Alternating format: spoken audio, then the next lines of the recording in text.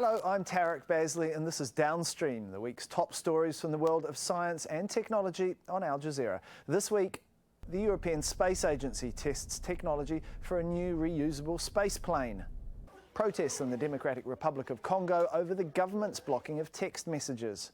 Your trusted healthcare partner. Who hacked your health? The wholesale theft of insurance data in the US. And France's Sleeping Beauties, a remarkable collection of lost classic cars up for sale.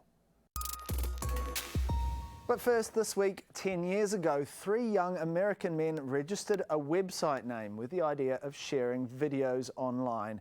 Little did they know their creation, YouTube, would go on to be worth billions of dollars and become one of the most profitable and influential sites on the web. It all started with this. Alright, so here we are in front of the elephant. This is the first video ever uploaded to YouTube. The company's co-founder Joeed Karim at the San Diego Zoo in 2005. The idea that anyone, anywhere could share their videos online caught on fast. Oh my God! Just over a year later, 65,000 videos were being uploaded each day, and YouTube was getting more than 100 million daily views. No surprise then when this happened. Today we have some exciting news for you. We've been acquired by Google. 17 months after going live, YouTube was bought by Google for $1.65 billion. Google has this very large-scale infrastructure for content delivery, and it's something that they scaled up shortly after they bought YouTube. YouTube would not have been able to do it if it was just a single startup run by a few guys. With the backing of Google, the site's influence and open access policy made it a powerful force. No longer do people have gatekeepers, radio stations, TV networks, movie studios to get the word out about content that they've created. Instead, anyone can create something and distribute it to the world. And welcome to! And with 1 billion people visiting the site each month, a new generation of online stars have found their audience. Hey guys, it's me, Miranda. Adverts on the site and YouTube's revenue sharing system means that some are now making millions of dollars each year. Now, once they've built an audience, they can then go create merchandise, do brand deals, do concerts if they want to. So it's really reduced the barriers to entry for anyone to then go build an audience and monetize. It's also seen a wide variety of educational, religious and charity groups post lectures, guides and tutorials, changing the self-education industry. More than 300 hours of video is uploaded to YouTube every minute, making it difficult for the company to stop violent, sometimes explicit videos from being posted. This is the challenge as well as the opportunity of user-generated content, is that you can have this huge platform where anybody can upload anything, which can have huge positive net value, but also some negative net value as well. And this is, we've never been good at dealing with new technology, and we'll learn. As more people around the world connect to the internet and their bandwidth improves, the popularity of online videos is likely to increase. YouTube and parent company Google will be hoping they can continue to dominate audiences and the revenue they bring.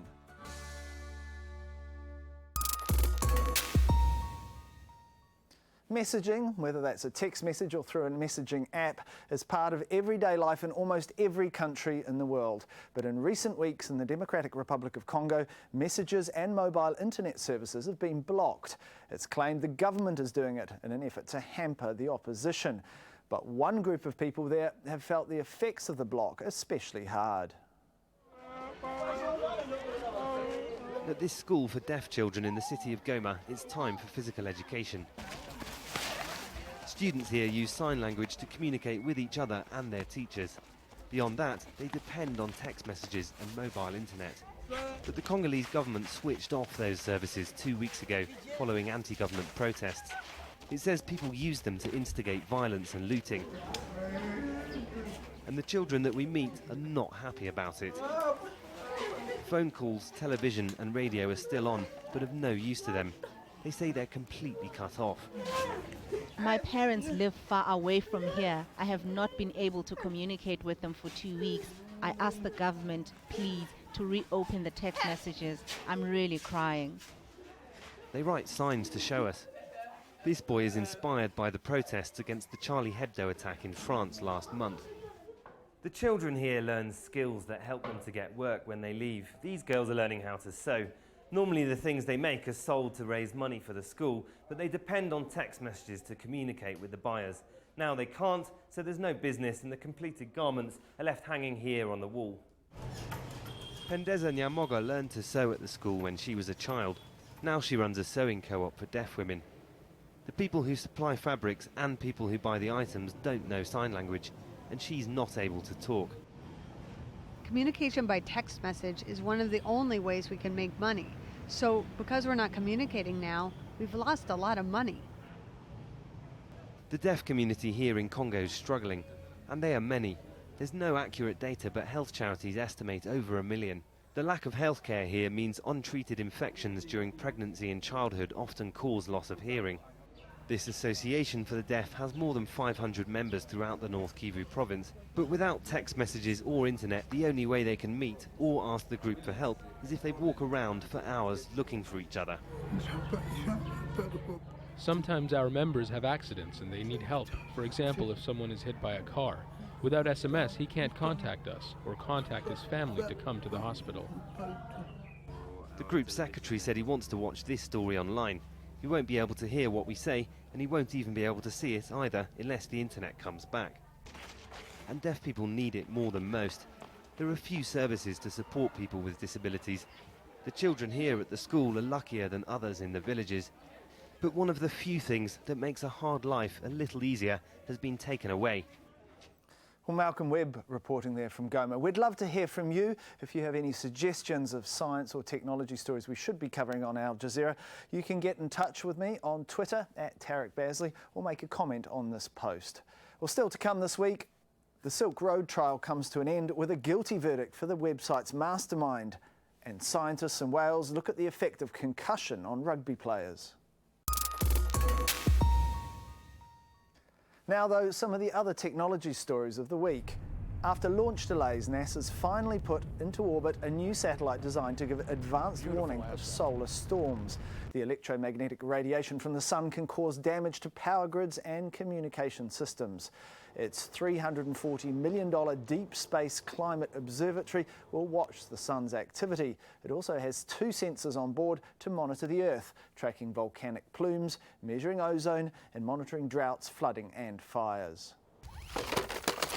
Google-owned robotics company Boston Dynamics has unveiled its newest creation, Spot. It's a 4-legged robot, a smaller version of the company's giant Big Dog. The company says it operates equally well indoors and out, is electric-powered and uses hydraulics to move. What Google plans to do with the robot isn't clear. And the wife of the first man to walk on the moon, Neil Armstrong, has made a surprise discovery. Armstrong died in 2012, but his wife, Carol, has found a collection of objects from his trip to the moon hidden in a closet. They included a camera that was mounted on the lunar module and a waist tether used to support Armstrong's feet during a rest period on the moon. They're currently on display at the National Air and Space Museum in Washington, D.C. The trial of the man behind an underground website that sold illegal drugs has come to an end in New York. Ross Ulbricht was found guilty of 7 charges, including drugs and money laundering, for his part in setting up and running Silk Road. Lawyers prosecuting the case said his conviction sends a clear message to anyone else attempting to operate an online criminal enterprise. This trial provided a glimpse for jurors into what was a nearly 2-year investigation involving several law enforcement agencies, all of them trying to figure out who was the man or woman responsible for running the Silk Road website. They knew him by his online name, the Dread Pirate Roberts. But what the jurors learned is that a Homeland Security investigator had posed as a Silk Road employee, was able to gain access to the chat rooms of employees, and ultimately he led the FBI right to Ross Ulbricht as he sat in a public library with his laptop open to the administrator pages of the Silk Road. From that laptop, many documents were taken, and the prosecution during the trial and closing arguments went over them in painstaking details to show the connection between Ross Ulbricht and the Dread Pirate Roberts. Now, the defense had argued that this was the wrong guy and that evidence could easily have been fabricated, but the jury didn't buy it. They came to a verdict in just over 3 hours' time. Privacy advocates have been watching this case and what it means for other online websites and web hosts, but the U.S. attorney in this case, Preet Bharara, said ultimately this verdict sends a clear message that the supposed anonymity of the dark web is not a protective shield from arrest and prosecution. Well, staying in the US, and the FBI is investigating what could be the biggest ever criminal theft of personal information by a US healthcare company. Records from more than 80 million customers were stolen in a data breach at Anthem Insurance. It's the second largest healthcare insurance company in the US, and China is the prime suspect. We appreciate you considering Anthem Blue Cross as your trusted healthcare partner. But trust in Anthem has plummeted since the company announced that as early as last December, hackers had stolen its customers' personal, medical, and financial data, information potentially lucrative to cyber criminals. China has long been considered the likeliest suspect for such a massive cyber breach. A Trade and Security Commission of the U.S. Congress recently reported, quote, China's cyber espionage continued unabated in 2014.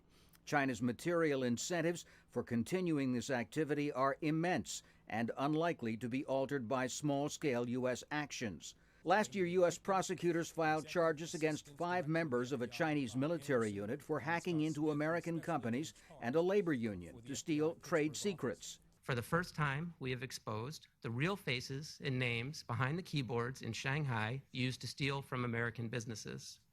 This is not conduct that responsible nations within the global economic community should tolerate. The firm which Anthem hired to investigate the attack has concluded that the source of previous cyber attacks, nicknamed Dota, was the same Chinese military unit. And Dota changes his country location to China. He then inputs the phone number 159-2193-7729, where the 2193 indicates a number that China Mobile allocated to Shanghai. The Chinese government has denied any involvement in such activity, but a 2011 documentary aired by Chinese state television showed how the People's Liberation Army was able to infect foreign targets and attack a website in the U.S. hosted by the Falun Gong religious group. Anthem's CEO is apologizing to its customers for allowing this breach of their privacy. Some security experts say healthcare companies have been late to shield themselves against threats from sophisticated attacks. But they say the leak may be part of a broader campaign to collect sensitive data on government contractors and military personnel with high security clearances. The European Space Agency has conducted a test flight that could lead to the development of its first reusable space plane.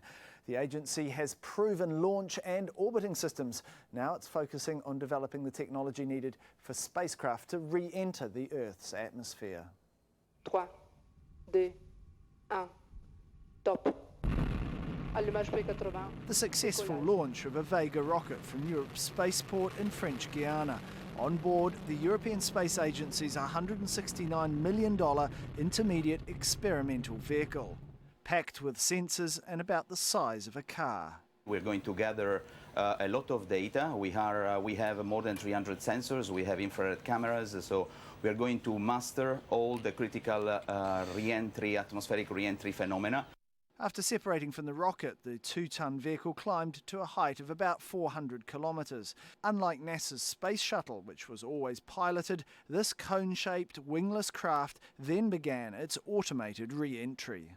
Reaching speeds of around 7.5 kilometres a second, around 27,000 kilometres an hour, its surface heated up to around 1700 degrees Celsius, a test of its strength and manoeuvrability. This is a fundamental step. What we are doing today is to master the technology for next step, eventually being able also to look at this type of applications, so bringing back to people from orbital infrastructures, but not only that, but also the capability to bring back launcher stages, for example, for reusable launch vehicles, as well as to open the way to the possibility to bring back samples from asteroids or from other planets. Just over an hour and a half after launch, the craft splashed down in the Pacific Ocean, where it was recovered. The job now is to process the vast amount of data on board. Information that will be invaluable as the European Space Agency works to develop a reusable space plane for the future. Well, there's a growing awareness of the long-term effects of concussion from taking knocks to the head while playing contact sports like rugby. But scientists and doctors really only have a partial understanding of how the brain responds in such circumstances. Now, though, one researcher in Wales is taking players into the lab to investigate. The bigger the sportsmen, the bigger the tackles and the impact. It's a simple equation, but with the increasing size of those who play rugby, concussion and its long-term effects are something on which they need to take a grip. In Wales, a proud rugby nation, Professor Damien Bailey and his team have analysed 280 current and retired players, applying pressure on the brain in controlled laboratory conditions and investigating such areas as the early onset of dementia. Effectively, a concussion is a brain injury that involves a blow to the body or to the head. The issue is that approximately 90% of concussions don't involve a loss of consciousness, so they're very, very subtle. So these are alternative techniques, if you like, that allow us to have a look into the brain. Long-term damage from concussion in current and former players is a shadow creeping across sport. Last year, thousands of American footballers were compensated for concussion-related injuries by a federal judge. And in football, FIFA reacted to some head injuries at the World Cup last year by introducing new protocols, including more time to stop a game for referees and more power for team doctors over whether a player can continue. But in rugby, contact comes thick and fast. Top English club Saracens have decided to investigate the problem now to provide protection going forward. Their players have been wearing an earpiece developed in America named X-Patch that monitors the size and angle of blows to the head. It's something that in some sports gets brushed under the carpet a little bit, but I suppose as scientists we want to know. So we decided to come up with a strategy to find out as much as we can about concussion, and this is just one part of it. The information will be continually scrutinised, but this is just the start of action that could take years to provide useful numbers. Professor Bailey is not looking to tackle the rugby authorities, he's looking to help them, but says they now need to take this ball and run with it. Well, from cutting-edge research to something that was cutting-edge in its day, and the sale this week of dozens of vintage cars in an auction in Paris. The extremely rare classics were discovered hidden away in a barn in the French countryside last year. Auctioneers have compared it to the discovery of Tutankhamun's tomb. Forgotten for almost 50 years, the hoard of rare cars was found decaying on a farm in western France. No. Now they're being sold for millions of dollars. The collectors are really looking for these kind of cars in this kind of state. People who are passionate about cars, often a museum. People who are ready to take on a big restoration job. In the collection, Ferraris, Bugattis and Maseratis. But among the 60 cars here, one in particular stands out. This Ferrari California Spyder is one of only 37 ever made. It was sold for $16 million. Not bad considering it was found under a pile of rotting magazines. Also uncovered, this unique Talbot Largo 1948, once owned by the monarch of Egypt, King Farouk. A man, like some of the people at this auction, with an extremely extravagant taste in cars. This is where they were discovered, rusted and weather-beaten, ivy growing through windscreens. The collection was amassed in the 50s and 60s by a transport industrialist whose fortunes failed. He died before he could sell off the cars, but when his heirs called in specialists to take a look, the collection's full importance was revealed. Car experts have described the treasure trove as sleeping beauties that after years hidden from view are now destined for a new life. Well, that's it for this week. I hope you'll share this video and have a look at the Al Jazeera English website, aljazeera.com. You'll find all our previous shows there. You can also follow me, Tarek Bazley, on Twitter @TarekBazley. Thanks for watching. Goodbye.